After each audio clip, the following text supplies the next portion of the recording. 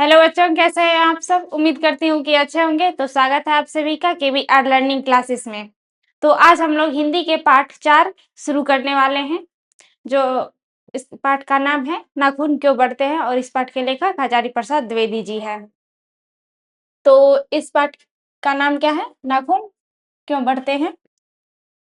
नाखून क्यों बढ़ते हैं और इसके लेखक हो गए आपके हजारी प्रसाद द्विवेदी जी। तो पहले हम इस पाठ के जो लेखक हजारी प्रसाद द्विवेदी जी है उसके परिचय के बारे में कुछ जानने का प्रयास करते हैं, फिर हम लोग अपने प्रश्न की ओर चलेंगे। तो हजारी प्रसाद द्विवेदी जी का जन्म हुआ था 1907 ईस्वी में आरा बलिया उत्तर प्रदेश में। और इनके निधन के बारे में अगर पूछा जाए आप लोगों से, तो इसका जो निधन है वो 1779 ईस्वी दिल्ली में हुआ था। और ये जो है नाखून क्यों बढ़ते के लेखक है। तो अब हम लोग अपने प्रश्न के ओर चलते हैं। अब हम लोगों का पहला प्रश्न है कि लेखक के अनुसार मनुष्य के नाखून किसके जीवंत प्रतीक है। लेखक के अनुसार मनुष्य के नाखून किसके जीवंत का प्रतीक है। पहला ऑप्शन आप लोगों का है मनुष्यता के प्रतीक है, और दूसरा है सभ्यता के प्रतीक, और तीसरा है पार्श्ववृत्ति के प्रतीक, और चौथा है सौंदर्य के। तो इसमें आप लोगों का जो सही उत्तर है वो हो जाएगा कि किसके जीवंत प्रतीक है, पार्श्ववृत्ति के। सी नंबर ऑप्शन आप लोगों का सही है। पार्श्ववृत्ति के प्रतीक कैसे हैं कि पशुता का जो है ये एक पहचान है कि नाखून जो है वो मनुष्य को नहीं रखना चाहिए। प्राचीन काल में ही जो मनुष्य हैं उनके पास किसी भी तरह के हथियार नहीं हुआ करते थे, तो वो अपने नख बढ़ा के रखते थे और उसी से वो अपना रक्षा करते थे, अपनी जान की रक्षा करते थे। और जो है वो लोग अपने भरण-पोषण में भी उन लोगों का बहुत ही हेल्प होता था इनसे। तो ये जो है पशु के समान दर्शाया गया है इनको, इसीलिए इसकी पशु से तुलना की गई है। ये पार्श्ववृत्ति के जीवंत का प्रतीक है। तो आप लोगों का उत्तर हो जाएगा पार्श्ववृत्ति के प्रतीक। अब आप लोगों का अगला प्रश्न है कि ललित निबंध क्या है। ललित निबंध क्या है? तो इसमें आप लोगों का पहला ऑप्शन है मछली, और दूसरा ऑप्शन है नाखून क्यों बढ़ते हैं, तीसरा ऑप्शन है बहादुर, और चौथा है नौबत खाने में इबादत। आप लोगों का क्या है लास्ट ऑप्शन की नौबत खाने में इबादत। तो इसका सही उत्तर हो जाएगा नाखून क्यों बढ़ते हैं। ये जो है हजारी प्रसाद द्विवेदी जी के द्वारा लिखा गया है नाखून क्यों बढ़ते हैं, और इसके लेखक क्या है हजारी प्रसाद द्विवेदी जी, और ये एक ललित निबंध है। ये क्वेश्चन जो है इस आप लोगों से पूछे जाने का जो है बहुत ही चांस है, क्योंकि इसमें लेखक के द्वारा लिखा गया जो है ये पूछा जाएगा आप लोगों से कि ये कहानी है या निबंध है या भाषण है, इस तरह के क्वेश्चन पूछे जाते हैं। तो आप लोगों को ध्यान रखना है कि ये क्या है, एक ललित निबंध है। नाखून क्यों बढ़ते हैं क्या है, एक ललित निबंध है। तो आप लोगों का सही उत्तर हो जाएगा बी, नाखून क्यों बढ़ते हैं। अब अगला प्रश्न है हजारी प्रसाद द्विवेदी द्वारा रचित पाठ है। हजारी प्रसाद द्विवेदी जी के द्वारा रचित पाठ है। इसमें ऑप्शन हो जाएगा आप लोगों का पहला नाखून क्यों बढ़ते हैं, फिर दूसरा ऑप्शन है बहादुर, तीसरा है अभिमन्यु, और चौथा ऑप्शन है आप लोगों का मछली। तो इसके हजारी प्रसाद द्विवेदी जी जो है वो इस पाठ के लेखक है। अभी हम लोग पढ़ भी रहे हैं पाठ 4, हजारी प्रसाद द्विवेदी जी इसके लेखक है नाखून क्यों बढ़ते हैं। तो इसमें आप लोगों का सही उत्तर हो जाएगा नाखून क्यों बढ़ते हैं।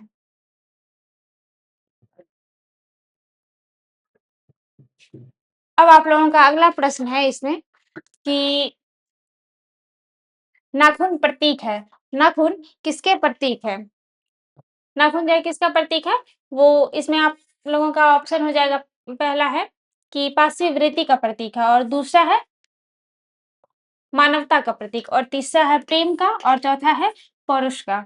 तो इसमें जो है नाखून किसका प्रतीक है, पार्श्ववृत्ति के। अभी भी हम आप लोगों को बताए थे कि नाखून रखना एक मनुष्य का स्वभाव है, उनका विचार है, ना कि पशु। जैसे कि प्राचीन काल में मनुष्य का स्वभाव नाखून रखना था, लेकिन अब हमारे आधुनिक काल में ऐसा नहीं होता है। अब हमारे पास बहुत ही हथियार और औजार हो चुके हैं, तो अब हमें नख की जरूरत नहीं है। तो अब जो है हम लोग नाखून नहीं रखते हैं। अब जो है इसे पार्श्व वृत्ति का जो है एक प्रतीक माना गया है। नाखून किसका प्रतीक है, पार्श्व वृत्ति के। तो आप लोगों का सही उत्तर ए हो जाएगा।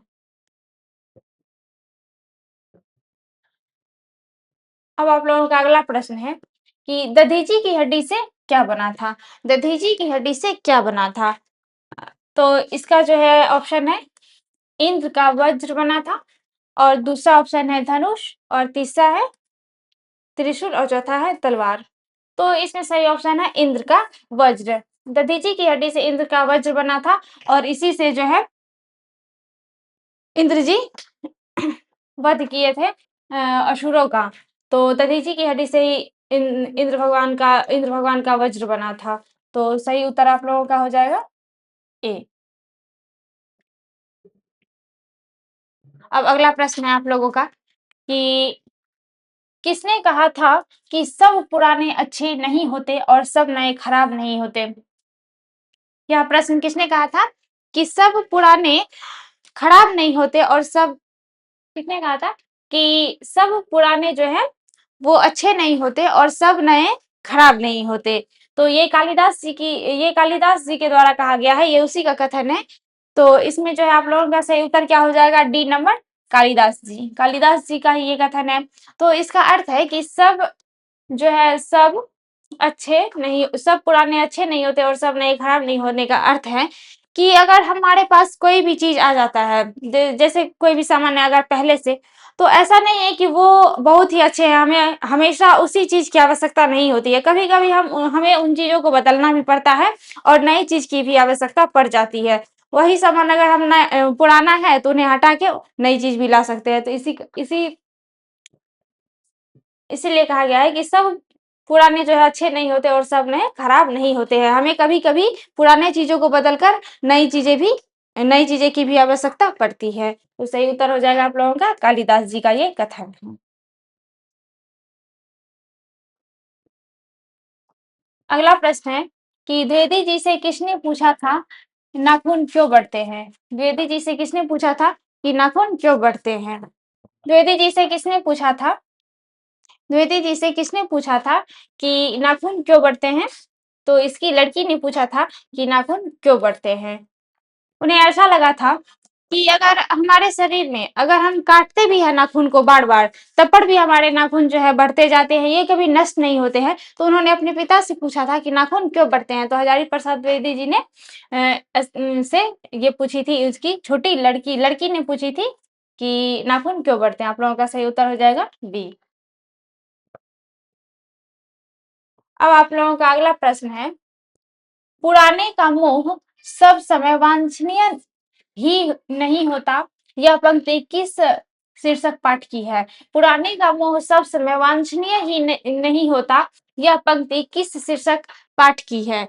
तो इसमें आप लोगों का ऑप्शन है नाखून क्यों बढ़ते हैं और दूसरा ऑप्शन है बहादुर और तीसरा ऑप्शन है मछली और इसमें चौथा ऑप्शन है नागरी लिपि। तो इसका सही उत्तर हो जाएगा नाखून क्यों बढ़ते हैं। ए नंबर ऑप्शन सही है, नाखून क्यों बढ़ते हैं। पुराने का मोह सब समय वांछनीय नहीं होता है, इसका अर्थ हो जाएगा आप लोगों का वांछनीय का कि वांछनीय जो चाहने योग्य है, जो हम चाहते हैं कि इस चीज को प्राप्त कर ले, वही होता है वांछनीय। तो पुराने चीज का जो मोह है, इसको हम ऐसा नहीं चाहते कि हमेशा चाहें, कि कभी कभी हम दूसरे नए चीज को भी चाहने का चाह मतलब इसको किसी नई चीज को भी पाने का हम लोग चाह रखते हैं। ऐसा नहीं कि हमें हमेशा पुरानी चीजों की ही जरूरत होती है। तो इसका सही उत्तर हो जाएगा नाखून क्यों बढ़ते हैं। अब अगला प्रश्न है आप लोगों का कि किस देश के लोग बड़े नख पसंद करते थे? किस देश के लोग बड़े बड़े नख पसंद करते थे? तो इसमें आप लोगों का ऑप्शन है पहला कि अंग देश के और दूसरा है गंधार के और तीसरा है केकई देश के और चौथा है गौर देश के। तो इसमें आप लोगों का सही उत्तर हो जाएगा गौर देश के। गौर देश के लोग जो थे गौर देश के लोग जो थे वो बड़े बड़े नख रखना पसंद करते थे और दक्षिण के तरफ के लोग जो थे जो दक्षिण देश के लोग थे वो छोटे नख को पसंद करते थे। तो इसमें सही उत्तर हो जाएगा आप लोगों का डी, गौर देश के लोग। अब अगला प्रश्न है आप लोगों का कि अनामदास का पोथा उपन्यास किस लेखक की कृति है? अनामदास का पोथा उपन्यास किस लेखक की कृति है? तो इसमें आप लोगों का ऑप्शन है हजारी प्रसाद द्विवेदी जी और दूसरा है यतीन्द्र मिश्र और तीसरा है अमरकांत और चौथा ऑप्शन है आप लोगों का गांधी जी। तीसरा ऑप्शन है चौथा ऑप्शन है गांधी जी। तो इसमें जो है सही उत्तर हो जाएगा आप लोगों का हजारी प्रसाद द्विवेदी जी। अनामदास का पोथा एक उपन्यास है जो कि हजारी प्रसाद द्विवेदी जी के द्वारा लिखे गए हैं। तो इसमें सही उत्तर आप लोगों का ए ऑप्शन हो जाएगा, ए नंबर ऑप्शन।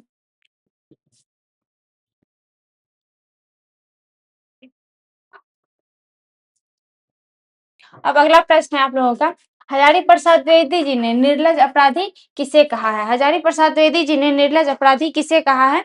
तो इसमें आप लोगों का सही उत्तर हो जाएगा नाखून। नाखून को हजारी प्रसाद द्विवेदी जी ने एक निर्लज और अपराधी कहा है, क्योंकि नाखून को बार बार काटने पर भी वो जो है बढ़ जाते हैं, वो नष्ट होने का कभी नाम ही नहीं लेते हैं। यही इसी का एक मतलब इसी पे कहा गया है कि ये जो है एक प्राचीन काल के मानव जैसे पशु का प्रतीक है, पशुता का प्रतीक है। तो हजारी प्रसाद द्विवेदी जी ने किसे एक निर्लज और अपराधी कहा है? नाखून को, क्योंकि इसे बार बार काटने पर भी ये नष्ट नहीं होता है, बल्कि जितना कितना भी बार इसे चाहे काट दे ये बढ़ते ही जाते हैं। तो अब अगला प्रश्न है आप लोगों का, नाखूनों का बढ़ना किसका परिणाम है? नाखूनों का बढ़ना किसका परिणाम है? तो इसमें पहला ऑप्शन है इच्छा का, और दूसरा है मनुष्य की अंध सहजात वृत्ति का, और तीसरा ऑप्शन है सफलता का, और चौथा है असफलता का। तो इसका जो है अर्थ है कि अंध सहजात वृत्ति, यानी कि ये ऑप्शन हो जाएगा आप लोगों का बी नंबर, की मनुष्य की अंध सहजात वृत्ति का। अंध सहजात वृत्ति का परिणाम कैसे है कि अंध सहजात वृत्ति का जो अर्थ होता है, इसका अर्थ होता है कि जन्म से जो हमारे में लक्षण होता है, जन्म से जो भी लक्षण होते हैं उसी को हम अंध सहजात वृत्ति कहते हैं। हमारे शरीर में जो भी चीज आते हैं जन्म से ही, तो उसी को हम अंध सहजात वृत्ति कहते हैं। तो हमारे बाल या हमारे नाखून ये सब हमारे जन्म से ही हमारे शरीर में उपस्थित होते हैं, तो इन्हें अंध सहजात वृत्तियां कहते हैं। तो सही उत्तर हो जाएगा आप लोगों का बी। अब अगला प्रश्न है आप लोगों का कि आलोक पर्व शीर्षक निबंध संग्रह किसकी रचना है? आलोक पर्व शीर्षक निबंध किसकी रचना है? तो इसमें ऑप्शन है आप लोगों का हजारी प्रसाद द्विवेदी जी, और दूसरा ऑप्शन है यतीन्द्र मिश्र, और तीसरा है महात्मा गांधी, और चौथा है अशोक वाजपेयी। तो आलोक पर्व शीर्षक निबंध किस संग्रह आलोक पर्व शीर्षक निबंध संग्रह किसकी रचना है?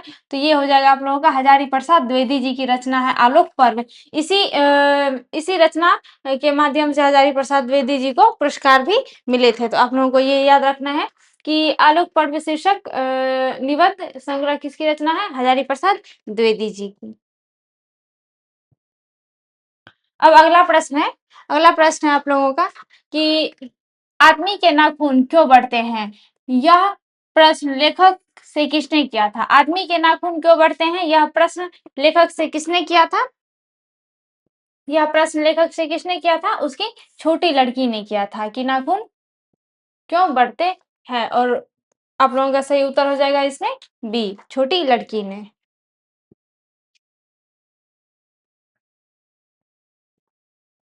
अब आप लोगों का अगला प्रश्न है, सहजात वृत्तियां किसे कहते हैं? सहजात वृत्तियां किसे कहते हैं?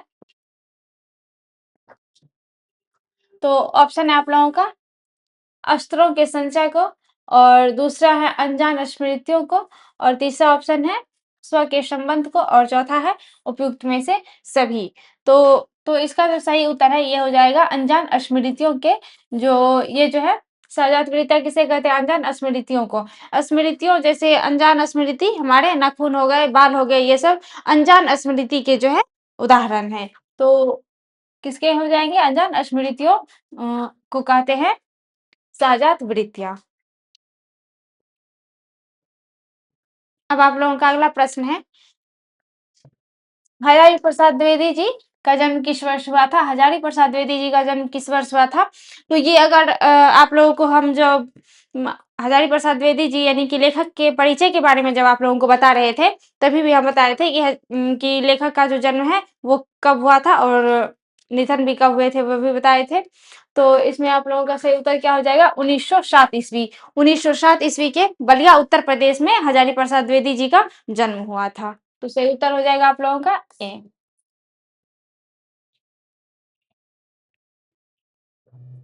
लेखक हजारी प्रसाद द्विवेदी जी ने दयनीय जीव किसे कहा है? लेखक हजारी प्रसाद द्विवेदी जी ने दयनीय जीव किसे कहा है? तो इसमें आप लोगों का ऑप्शन है अल्पज्ञ पिता को, और दूसरा ऑप्शन है अल्पज्ञ माँ को, तीसरा है अल्पज्ञ भाई को, और चौथा है अल्पज्ञ बहन को। तो हजारी प्रसाद द्विवेदी जी ने अपने पिता को अल्पज्ञ कहा था, कि अल्पज्ञ पिता को कहा था कि एक दयनीय जीव है। ये जो है नाखून एक दया करने के योग्य है, क्योंकि इन्हें बार-बार काटने पर भी ये बढ़ जाते हैं। तो उनके पिता पिता जो है उनके अल्पज्ञ पिता, उन्हीं के द्वारा ये कहा गया है कि दयनीय जीव किसे कहे थे? लेखक ने, हजारी प्रसाद द्विवेदी जी ने दयनीय जीव किसे कहे थे? तो अल्पज्ञ पिता को कहे थे। तो सही उत्तर हो जाएगा आप लोगों का ए।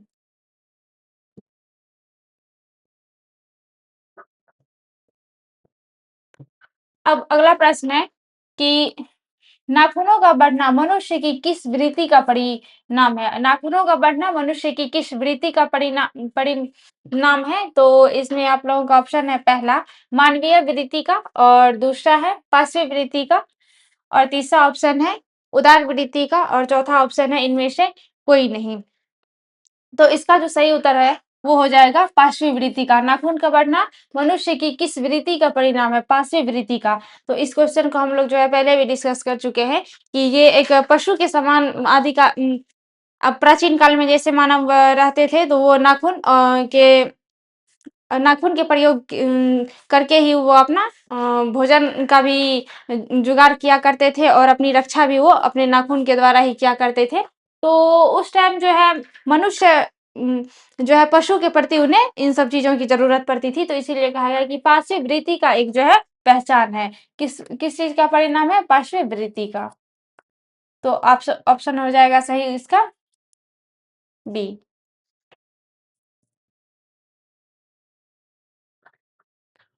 अब अगला प्रश्न है आप लोगों का कि कामसूत्र के रचयिता का नाम क्या है? कामसूत्र के रचयिता का नाम क्या है?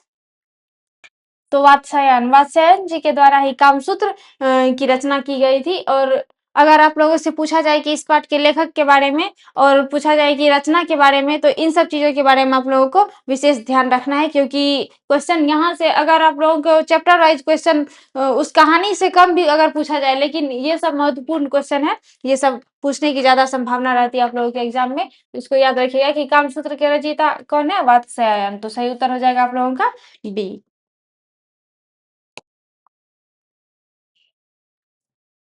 शिक्षक का अर्थ क्या होता है? शिक्षक का अर्थ क्या होता है? उत्तर प्रश्न है आप लोगों का कि शिक्षक का अर्थ क्या होता है? रंग, टीका, मॉम और आलता। तो शिक्षक का जो अर्थ है वो है मॉम। सही उत्तर आप लोगों का क्या हो जाएगा इसमें? सी। मॉम का अर्थ होता है शिक्षक।